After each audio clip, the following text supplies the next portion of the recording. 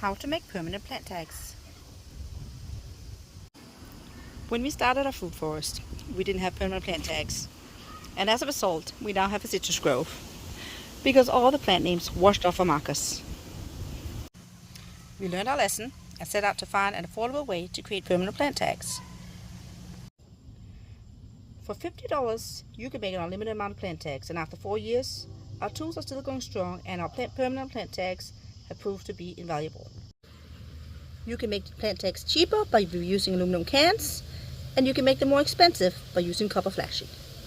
We choose to use aluminum flashing because we have more than 1,000 plants to tag, and we create big tags with the Latin botanical names for mother plants and simple small tags for the plants we propagate, and these small tags are made out of the remaining materials from the big tags.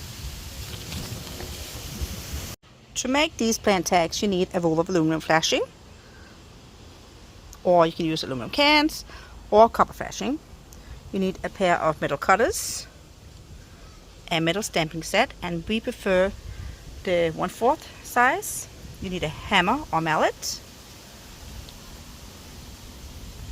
You need a hard surface to work on that won't move. And if you like, you can make a jig to make sure that your letterings are straight, but we no longer use it. If you are interested in making a jig, visit dancingtreetop.com and we'll put a link in the end of this video. We have a picture of the jig we used to use. The first thing you need to do is cut a piece of the aluminum flashing. I believe ours are about 4 inches or so. Then we cut it in half.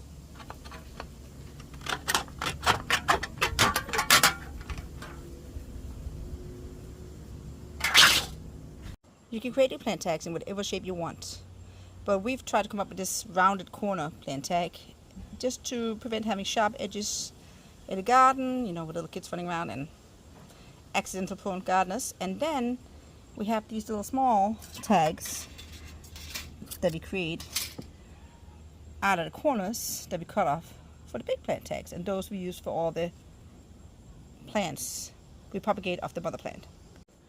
Cutting the tags is very simple. We like to use this little container below it in case a piece drops.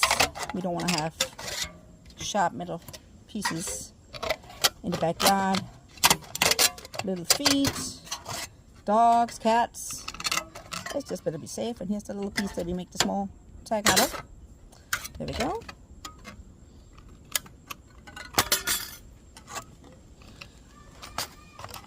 Sometimes they fly away. We pick them up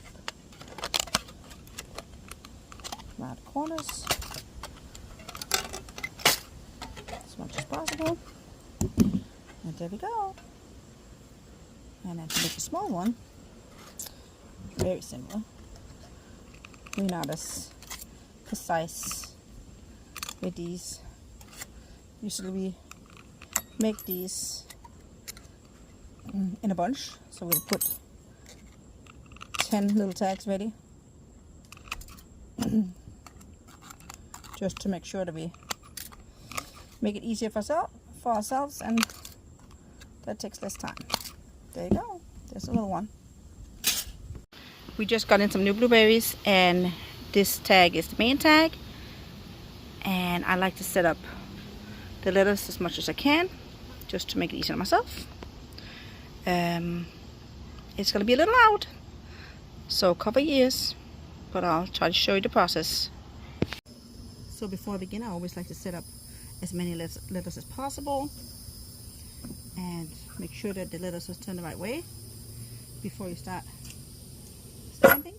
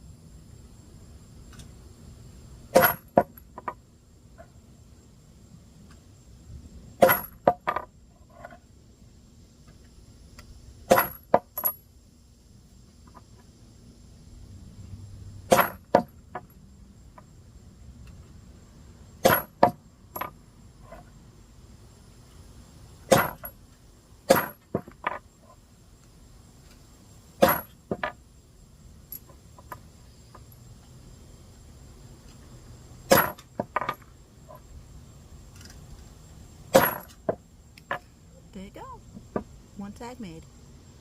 Now I just want to show you how I make them, and I make a lot at the same time. So I will probably fast forward this, but this is how we do it. And these, because I already have the main plant tags, these I'm just gonna write Windsor. If I get fitted, write Windsor Blue.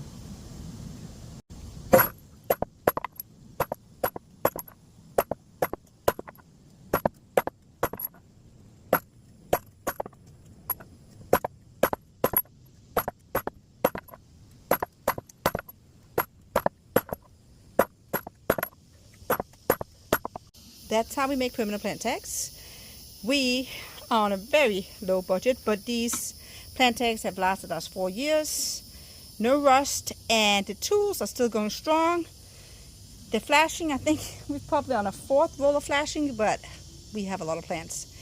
And as for these blueberries we just got, it's so important that we know the specific varieties of blueberries, because you can't tell once you plant them, and blueberry, you just can't tell. So it's very important that before I move our new blueberry plants to the fruit forest, that we have the correct name on each plant.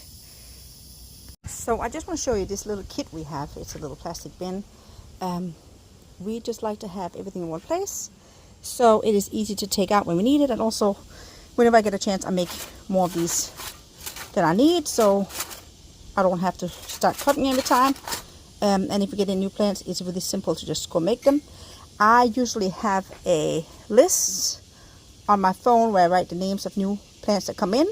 That way, whenever I sit down to make more plant tags, I know exactly which ones I need to make. So we just put this in here, heavy stuff, aside, and then yeah, there we go. Now it's ready for next time. If you enjoyed this video, please like and subscribe, and visit us at dancytreetops.com.